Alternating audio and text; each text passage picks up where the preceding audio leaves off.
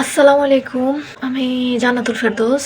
আমি অনেক বছর ধরে কিডনির সমস্যায় ভুগতেছি। তো বর্তমানে হচ্ছে যে আমার কিডনির অবস্থা খুবই খারাপ, সার্জারি করতে হবে। তো 2023 সালে হচ্ছে যে আমার একবার অপারেশন হয়েছিল, কিন্তু 1 বছর যাওয়ার পরে হচ্ছে যে আবার আগের মতো ব্যথা উঠতে থাকে। এখন আমরা অন্য ডাক্তারের কাছে যাই, যাওয়ার পরে জানতে পারি যে আগের ডাক্তার যে কিডনির অপারেশন করার কথা ছিল সেটা করে নাই, উনি ভুল অপারেশন করছে। তো ভুল অপারেশনের কারণে পরবর্তীতে আমার সমস্যা আরো বেড়ে যায়। এখন হচ্ছে যে কয়েকদিন পর পর ব্যথা উঠতে থাকে, খুবই খারাপ অবস্থা। আমার শারীরিক কন্ডিশন খুবই খারাপ, আর আমার আব্বু নাই। তো আমরা হচ্ছে যে ইউনাইটেড একজন ডাক্তারকে দেখাইছিলাম।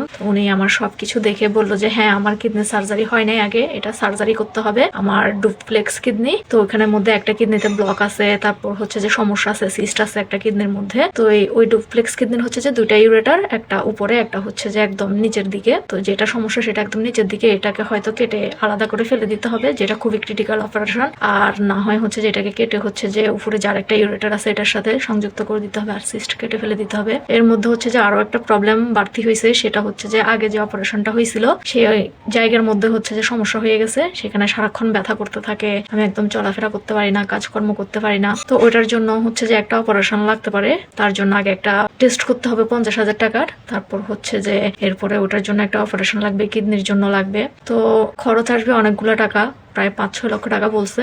আমার তো আব্বু নাই, তার উপরে হচ্ছে যে আমাদের ফ্যামিলির অবস্থাও ওরকম ভালো না, যার কারণে হচ্ছে যে সার্জারি করানোটা হচ্ছে যে আমাদের পক্ষে সম্ভব হচ্ছে না।